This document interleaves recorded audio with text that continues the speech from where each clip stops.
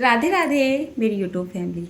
तो चलिए आज आपको एक अलग तरीके के पराठे की रेसिपी देने जा रही हूँ जो कि आप सोच ही नहीं सकते हैं। पता है ये पराठे किस चीज़ के बने हुए हैं? ये है करेले के पराठे। जी हाँ, करेले का नाम सुनते के साथ ही आपके माइंड में आया होगा कि आज अनीता करने क्या जा रही है। करेले के जो पराठे होते हैं वो तो खाने में कड़वे लगेंगे, बिल्कुल भी नहीं लगेंगे। तो चलिए शुरू करते हैं इसको बनाना। नॉर्मली मैं गेहूं का आटा लेके आ गई हूँ जितनी मेरे घर में ज़रूरत होती है। इसमें डाल लिया है करीब 2 छोटे चम्मच के जितना खाने वाला कोई भी आप ऑयल डाल सकते हो या फिर घी वगैरह भी डाल सकते हो।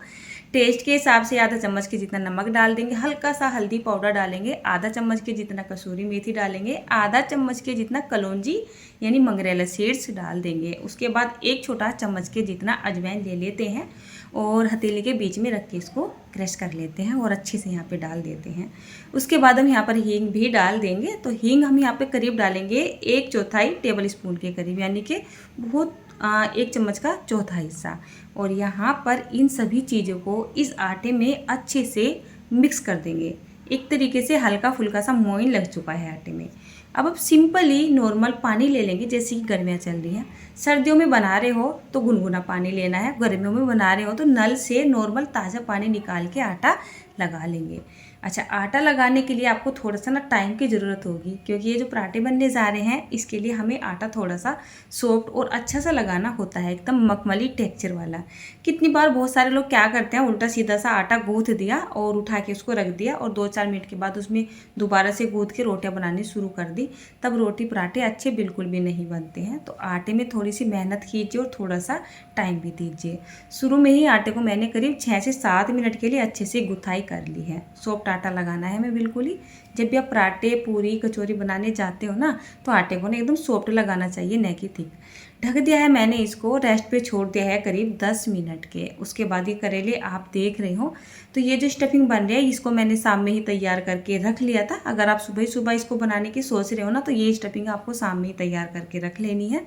यहाँ पर जैसे कि ये करेले थे, करेले के जो ऊपर वाला हमारा छिलका सा होता है उसको मैंने छील लिया था और इस तरीके से काट लिया है। यहाँ पर ये मैंने काफ़ी मोटा साइज़ का एक करेला था, बस वही लिया है, उसकी बारीक बारीक कटिंग कर ली है। उसके बाद मैंने यहाँ पर ये ले लिया है 200 ग्राम के जितना पनीर। और पनीर को हमें ना तो कद्दूकस करना है और ना ही इसको मैसी मैसी करना है, इस तरीके से चाकू से बारीक बारीक काटना है। कढ़ाई रख दिया, इसमें डाल दिया 1 बड़ा चम्मच के जितना साबुत धनिया, 1 छोटा चम्मच के जितना सौंफ, आधा चम्मच के जितना अजवाइन, 1.5 चम्मच के जितना राई, आधा चम्मच के जितना मंगरेला सीड्स यानी कि कलौंजी डाल देते हैं। उसके बाद हम यहाँ पे डाल देंगे 1 छोटा चम्मच के जितना जीरा, थोड़े से दाने मेथी के डालेंगे, मेथी बहुत कम डालेंगे नहीं तो कड़वाहट भी आ सकता है। और 1/4 चम्मच के जितना हींग डाल देते हैं, थोड़ी सी पुदीना की पत्तियां भी डाल देते हैं। उसके बाद हम क्या करेंगे, गैस का फ्लेम मीडियम और लो के बीच में रखते हुए इन मसालों को हम करीब 2 मिनट के लिए भून लेंगे। मसालों को केवल इतना ही भूनना है, इनका मॉइस्चर खत्म हो सके और दूसरा हल्का हल्का सा इसमें एक भुनने वाला फ्लेवर आ सके। बहुत टेस्टी लगते हैं, बहुत ज़्यादा नहीं भूनना है। तो चलिए ये तैयार हो चुका है, इसको निकाल के ठंडा कर लेते हैं, क्योंकि इसको हमें दरदरा सा कूट पीस के तैयार करना है। इस कढ़ाई में हम डाल देते हैं करीब 1 टेबल स्पून के जितना तेल, इसकी जगह आप घी का इस्तेमाल भी कर सकते हैं। उसके बाद यहाँ पे डाल देते हैं करीब 50 ग्राम के जितना फाइन बेसन, जिसकी हम कढ़ी वगैरह बनाते हैं, और ये डाल के इसको भून लेते हैं।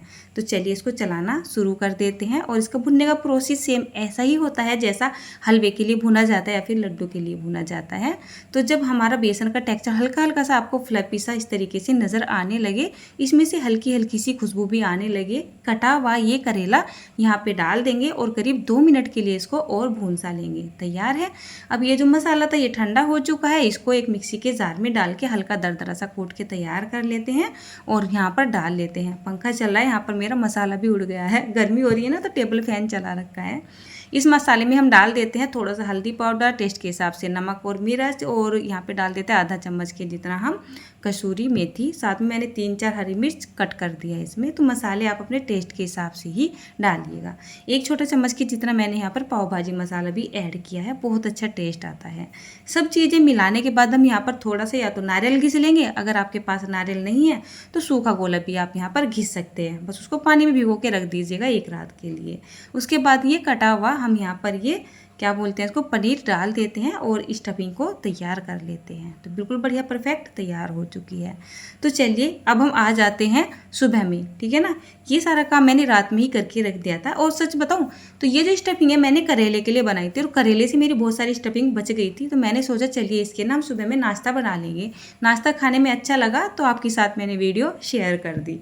यहाँ पर देखिए करीब ऐसा हो चुका है 10-12 मिनट का टाइम, और जो आटा है ना हमारा बहुत ही अच्छे से तैयार हो रहा है।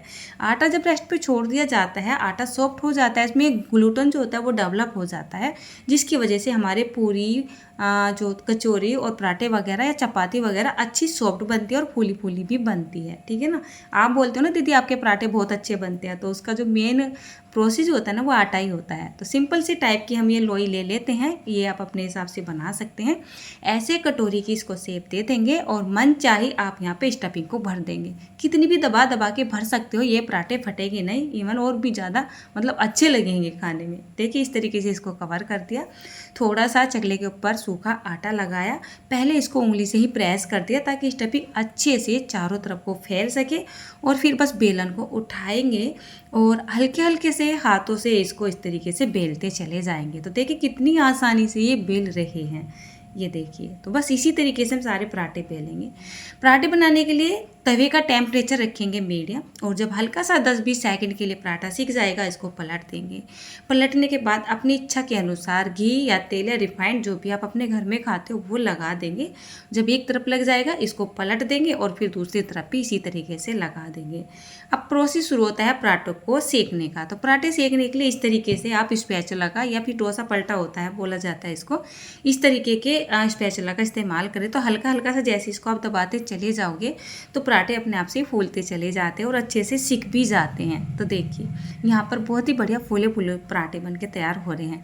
शुरू के 1-2 पराठे ऐसे बन सकते हैं जो कि नहीं फूलते हैं, बाकी सारे पराठे बहुत बढ़िया फूलते हैं। मेरे साथ कभी कभी होता है जो फूलते नहीं है, मेरे शुरू से ही सारे पराठे फूलते हैं। तो ये लीजिए, ये हमारे करेले के पराठे बनके तैयार हो चुके हैं। मैंने बताया ना स्टफिंग मैंने करेले के लिए बनाई थी और ये सभी को बहुत ज़्यादा पसंद भी आई है, तो मैंने करेला यहाँ पे रख दिया है। हम इसको खाएंगे चाय के साथ। तो मैं यहाँ पे रखना चाह रही थी लेकिन आज मेरी प्लेट पे जगह नहीं थी ना चाय रखने की, तो बस मैंने स्किप ही कर दी। बाकी मैंने आपको बता दिया है कि ये सुबह ही सुबह का नाश्ता बनाया है हमने अपने घर में। आप इसको चाय के साथ खा सकते हो, चटनी के साथ खा सकते हो, दही के साथ खा सकते हो, मट्ठा के साथ खा सकते हो। टोटल आपकी पसंद के ऊपर बात है। मैं तो बस आपसे यही बोलूँगी कि पराठे अपने घर में बना के ज़रूर से देखिएगा। मुझसे तो ये बाय मिस्टेक बने हैं क्योंकि मेरी स्टफिंग बच गई थी, लेकिन खाने में बहुत अच्छे लगे हैं। आगे से भी बनाऊँगी। राधे राधे दोस्तों, फिर मिलती हूँ आपसे मैं।